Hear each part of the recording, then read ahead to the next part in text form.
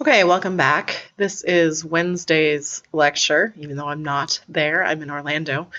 So I'm going to talk today, pick up where we left off. Hopefully you watched some of those last explanations from the end of the quiz from Monday, because we're going to pick up right where we left off. We're going to start talking about building a class. We're going to talk about some simple methods for manipulating arrays, just to start getting used to using arrays, in particular arrays of numbers instead of arrays of pixels. This is what you worked with in CSE 8A primarily.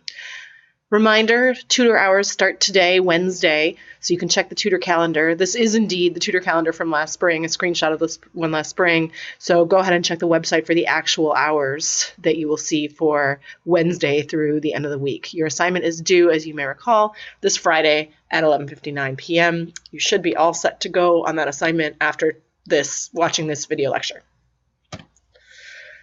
We're going to be working with some code today. I have some example code. It's called the array play class, and I've got this blue box in here as a reminder to say that all of the code we write today is going to be in a class called array play. However, array play is going to look really similar to the array match class that you're going to be using in your assignment.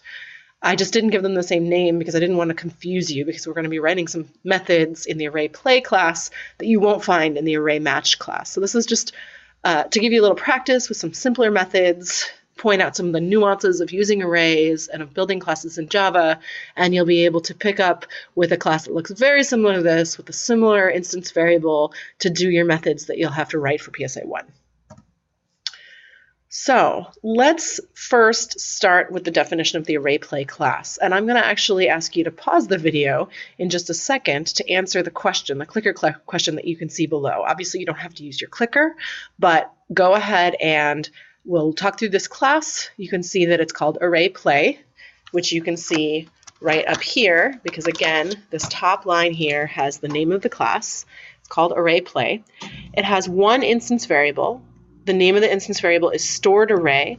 This is type int array. Remember, these brackets mean array. So stored array is an object type. It's an object because it's an array type, and it's a variable that will reference an array of integers in memory.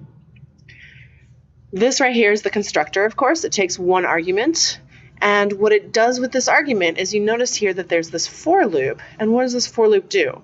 Well, it takes the argument, which is the input array, and it creates a new array, which is the stored array, the member variable, and it copies all of the elements from the input array into the stored array.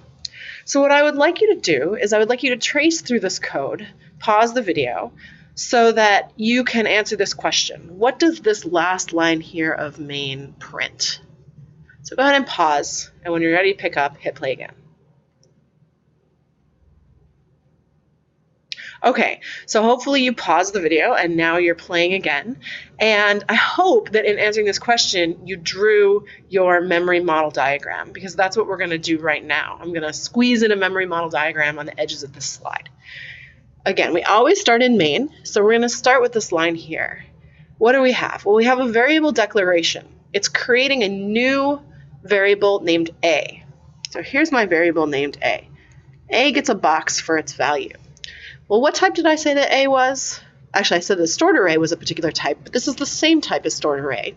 It's an integer array, which is an object type, which means that this object that gets created via the shorthand notation, this bracket 1, 2, 3, what this does, it is actually creates a new array of length 3 with the numbers 1, 2, 3 already stored inside it.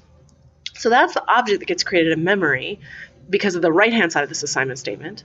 And what goes into A? Well, what goes into A, like into any object type variable, is a reference to that object in memory. So after that first line, we have a variable named A. It stores a reference to a new array object with 3 values in it, 1, 2, 3, which is somewhere in the computer's memory. Okay, now the next line of code is going to create another array variable, or sorry, another object variable. This variable is called AM. AM gets its own box. AM is also an object type. So where does the object for AM get created? Well, it gets created right here when we say new array play A. So that's going to create a new object over here in memory, and that object is of type ArrayPlay. So this is my ArrayPlay object. ArrayPlay objects have one variable inside of them, one member variable called storedArray. And of course, because it's a variable, it gets a box for its value. Now, what is its value? Well, to figure out what its value is, we're going to have to look to the constructor. What does the constructor do? Well, the constructor is going to take its argument here, which is called input array. So somewhere in technically a different scope, I'll make it a different color to indicate that we're now in the constructor scope, we're going to create a new variable called input array. And where does input array get its value? Well, it gets its value from its argument, the constructor, which is A. So the value of A is a reference to a location in memory. So input array gets that value, a reference to that array 1, 2, 3 in memory. Now what happens in the constructor? I'll skip drawing the variable I because my diagram is getting a little cluttered. But in the constructor, the first thing that we do is we create a new array of integers in memory of the same length of that input array. So we've got a new array in memory now with 3 spots in it. And stored array, which is this variable here, gets a pointer to that new array, a reference to that newly created array. So stored array is our member variable inside the ArrayPlay object. It now references this new array that we just created in memory. What this for loop is going to do is it's going to copy the values out of the input array into the stored array. So let's do that now. It takes the element at position 0, which is this element right here, and it copies it down here into the position 0 stored array. Then it increments I and takes the element at position 1, copies it into the element at position 1, and the element at position 2 copies it in. And we're done copying the array. The constructor ends. We get back a reference to this new ArrayPlay object, which gets stored in AM. Okay, so at the end of the constructor, this input array variable is going to go away. So that reference is gone. The array, the original array here, stays in memory because it's still referenced by A, which is a variable in main. So now we have 2 variables, A and AM. A references an array in memory, 1, 2, 3. AM references a ArrayPlay object. Inside the ArrayPlay object, we have a variable called stored array. It also references a different array, which is also located somewhere in memory. So this is the state of the world after these first 2 lines.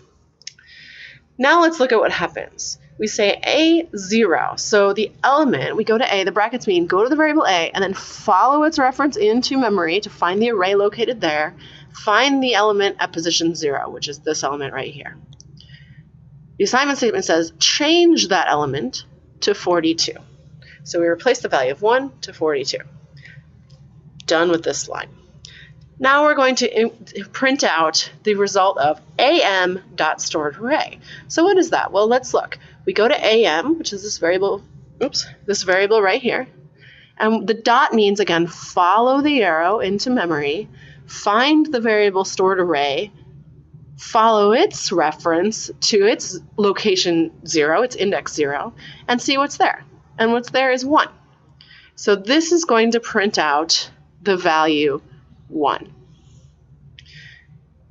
Okay, in fact, we're going to have, maybe this is going to create a little bit of a problem because this might not actually work because this variable is not a string. So I might have to do that, force it to print a 1. But the point of this example is that this is just, by the way, empty quotes plus to force the integer to become a string. But the point of this example is that the element at position 0 in the stored array member variable that is that is inside the object ArrayPlay pointed to by AM is still 1, even though we changed the array that's referenced by A to 42.